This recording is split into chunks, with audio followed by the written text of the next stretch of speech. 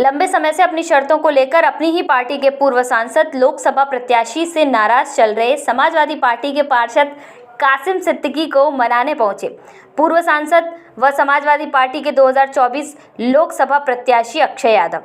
फिरोजाबाद में बनेगा degree college और नई आबादी में होगा भरपूर विकास, तो कहा कि मैं जी जान से खड़ा हूं आपके साथ।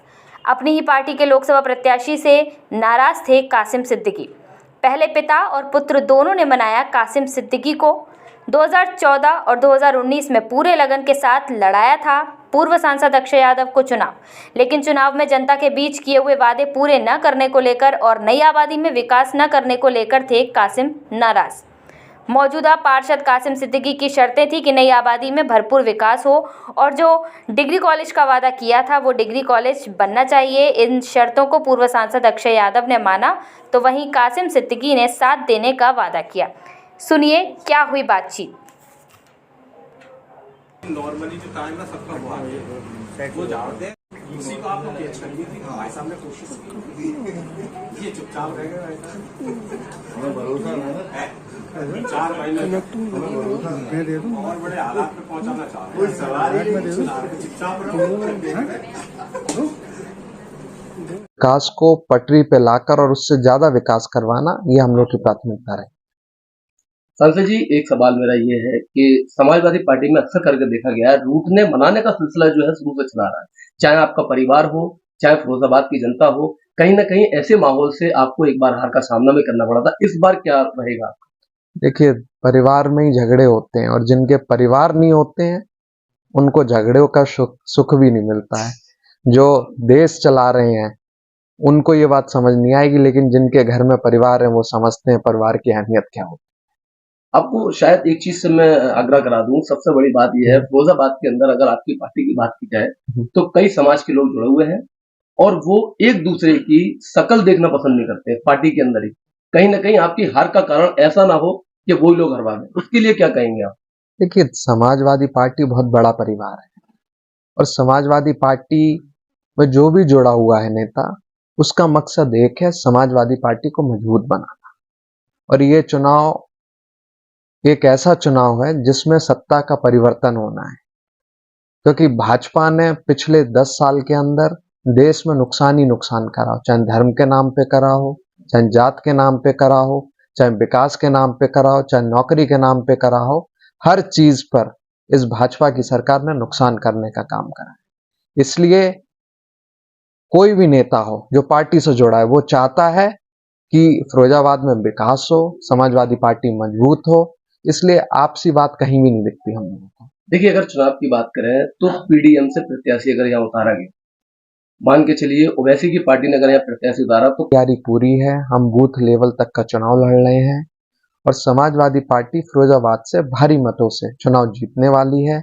और जितने भी पार्टी के कार्यकर्ता हैं बहुत उत्साहित हैं चुनाव लड़ाने के लिए। और जो कहते हैं ना, सब जातियों का और सब धर्मों का वोट मिल रहा है, वो इस बार फिरोजाबाद में देखने को मिलेगा। वर्तमान में पार्षद समाजवादी पार्टी से कासिम सिद्दीकी नाराज चल रहे हैं, उनको मनाने के लिए आपने किस तरीके का प्रयास किया और क्या मांग रहे हैं? देखिए, उन्होंने कुछ बातें थी जो उन्होंने सवाल रखे थे, हमने उनको जवाब दिए, उनको समझाया भी कि जब समाजवादी पार्टी की सरकार थी तब हम लोगों ने बहुत विकास करा, चाहे डूडा के माध्यम से करा हो, चाहे सूडा के माध्यम से करा हो, नगर पालिका से नगर निगम बनवाना हो, ग्रांट बढ़वानी हो। और जो ग्रामीण क्षेत्र था हम अपनी सांसद निधि खर्च करते थे। कई बार हुआ, कुछ हमारे पार्टी के सांसद थे राज्यसभा के, उन लोगों का भी पैसा हम लोगों ने यहाँ पर लेकर आए। और कहीं विकास छूट गया क्योंकि फिरोजाबाद में आबादी बहुत है, मजदूर क्लास के लोग हैं। उन्होंने गड्ढों में घर खरीद लिए और गड्ढों को बराबर करने में समय लगता है, पैसा लगता है और खर्चे भी ज्यादा आते हैं। तो वो वहां अभी अधूरे काम रह गए हैं जो नई आबादी खास तौर से है, उसमें विकास के काम हो। इनकी यही जिद थी कि उसमें जल्दी काम हो। और क्योंकि हम सांसद नहीं थे और कासिम भाई को पता है कि वो जिद करेंगे, कहीं ना कहीं हम पार्टी से लोगों के से रुपया लाकर यहाँ पर लगा देंगे, लेकिन इस समय इतने सांसद भी नहीं है जो मदद कर सकते, न एमएलसी हम लोग के पास इतने। लेकिन आने वाले समय में कासिम भाई से मैंने जरूर वादा करा कि जैसे ही हम सांसद बनेंगे, जो आपने मांगे रखी थी और जहाँ काम होने चाहिए वहाँ बराबर काम और जल्दी जल्दी काम हम लोग करवाने का काम करें। सांसद जी, जीतने के बाद सबसे पहला काम फिरोजाबाद के आवाम के लिए आप क्या देना पसंद करें? देखिए, सबसे पहला काम है जो विकास जो अधूरे छूट गए थे उनको पूरे करने के, जो वादे अधूरे रह गए थे, क्योंकि 2019 के चुनाव में हम लोग बहुत जगह घूमे थे और कई जगह हम लोगों ने जाकर खड़े होकर वादे करे थे उन गलियों में जाकर जहां पानी भरा हुआ था, जहां पानी निकलने की व्यवस्था ही नहीं थी। आज भी वहां पानी भरा है क्योंकि भाजपा के सांसद या भाजपा के प्रशासन ने सरकार में रहते हुए उन गलियों में काम नहीं करा है। तो वहां जब हम लोग जाते हैं तो मुझे अपने आप अपने वादे याद आते कि मैं यहाँ पर वादा करके गया था, उन वादों को मैं सबसे पहले पूरा करूंगा जो मैंने 2019 में जनता के बीच में जाकर करे। सांसद जी, आज भी फिरोजाबाद के अंदर ऐसे कई क्षेत्र हैं जैसे अब्बास नगर, आजाद नगर, नगला गुलरिया, वहाँ के लोग जो है एक सही तरीके से जीवन यापन नहीं कर रहे। उनका आरोप यह है कि समाजवादी पार्टी के लोग यहाँ आते ही नहीं है, झकने ही नहीं आते। उनके लिए क्या करेंगे, कैसे मनाएंगे? देखिए, समाजवादी पार्टी के लोग हर जगह रहते हैं और समाजवादी पार्टी क्या काम कर रही है उनको भी पता होता है। कई मोहल्लों में हम लोग जाते हैं, देखते हैं कि समाजवादी पार्टी की सरकार में हम लोग जेड़ा झाल योजना लेकर आए, घर घर तक पानी पहुंचे, हम लोगों ने उसकी व्यवस्था करी। लेकिन कुछ लोग हैं गली में उस पानी को भी रोककर दूसरे आदमी को पानी नहीं पीने देते हैं। ये जिम्मेदारी नगर निगम की होती है और इस लड़ाई को लड़ने का काम कासिम भाई भी कर रहे हैं और ये भाजपा के लोग देख कर काम करते हैं, कहाँ पर काम करना है कहाँ पर नहीं काम करना है। सांसद जी, देखिए, डिग्री कॉलेज बनेगा और जरूर बनेगा। सांसद नहीं रहे और अब सांसद बन जाएंगे फिर हम लोग उसको चालू करेंगे। पहले कुछ लोगों ने आए थे, उन्होंने ट्रस्ट भी बनाया, काम भी चालू करा, लेकिन किसी वजह से वो काम पूरा नहीं हो पाया। अब मौका मिलेगा, कासिम भाई भी शामिल होंगे क्योंकि इन्होंने पहला मुद्दा यही रखा कि आपका कॉलेज का वादा था, हम भी मानते हैं हमारा कॉलेज का वादा था और कॉलेज बनना चाहिए और हम ही लोग बनाएंगे इसको और मिलकर बनाएंगे, सब लोग मिलकर बनाएंगे इसको। जैसा मुतालबे थे, विरोध नहीं था, मुतालबे थे, डिमांड थी। हमारे जो काम छूट गए तो आपने भी बताया कि प्राथमिकता के आधार पर वो काम कराए जाएंगे। हमारी नई आबादी जो आपने नाम लिया ना, अब्बास नगर है, उर्दू नगर है, हशमत नगर है, ये सब इलाके छूटे हुए हैं। तो सबसे पहले काम का मुतालबा मैं वही करूंगा। मैंने वादा भी ले लिया आपके सामने, सबके सामने ये वादा किया है, उसी बातें मैं माना। और डिग्री कॉलेज के नाम पर जैसा कहा है, मेरी बात हुई थी इससे पहले भी, तो आपने कहा था कासिम भाई अब मैं वादा नहीं करूंगा बल्कि बना के दूंगा, ये खास बात थी। और जब मैंने उसकी स्टडी की कि वो अधूरा क्यों छूटा था, तो कुछ लोगों ने स्पेशली उसमें कुछ ऐसे काम किए थे जो यकीनन अधूरा छूटना लाजिम था। मैंने ट्रस्ट बनाया, अधूरा छूटा ट्रस्ट था। क्या उसमें घोटाला हुआ?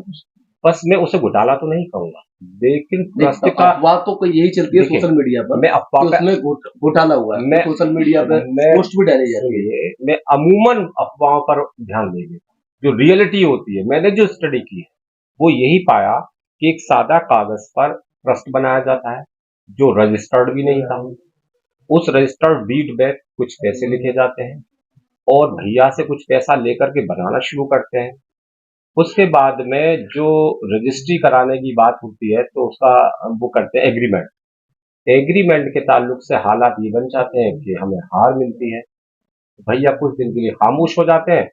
वो पैसा जो एग्रीमेंट में गया था वो कहीं और चला जाता है। मैं पर्टिकुलर किसी का नाम नहीं ले रहा हूँ, मेरी स्टडी है। तो कहीं चला जाता है, इसलिए उसमें डिस्प्यूट हो जाता है। जब वापस चली जाती है तो बनाए किस जगह का। तो मैंने बहुत कस के यही वादा लिया है। तो भैया ने कहा कि अब मैं वादा नहीं करूंगा कासिम भाई, अकेले में मेरी बात हुई, तो उन्होंने कहा मैं बनाकर दूंगा। तो इसी 5 साल में इंशाअल्लाह ताला जो मैंने इलाके नई आबादी के हैं उस पर काम लेना है और कॉलेज लेकर ही मानूंगा। तो 5 साल गुजर जाते हैं। मैं राम मनोहर लोहिया से इंस्पायर, उन्होंने कहा है जिंदा कौमें 5 साल इंतजार नहीं करती है, तो मैं इंतजार नहीं करूंगा, इसी 5 साल में कॉलेज लूंगा भैया। बिल्कुल। जिंदा वो बड़ा सवाल है। सुनिए सिर्फ, बिल्कुल ठीक सवाल है। मेरा विरोध करने का तरीका था और आपका प्रचार करने का तरीका, गांव गांव तक जा रहे हैं। उन्हें मालूम था कासिम को मैं मना ही लूंगा। और ये बात मैं ऐसे कह पा रहा हूँ, जहां भी मैं गया हूँ 98% लोगों ने ये कहा कासिम भाई आपकी नाराजगी तो दुरुस्त है, लेकिन हमारे पास ऑप्शन नहीं।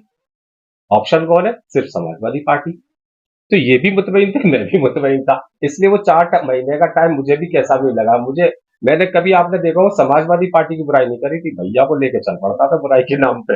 लड़ाई भी यदि यहाँ पड़ती तो भैया मान गए हमारे जो बात हमसे भी कई बार सवाल पूछे, हमने भी यही कहा ठीक है, बिल्कुल कि बिल्कुल। परिवार के सदस्य हैं, नाराज है, जिस दिन जाऊंगा वो मान जाएंगे। तो इसलिए वो देर था कि घर पर बैठे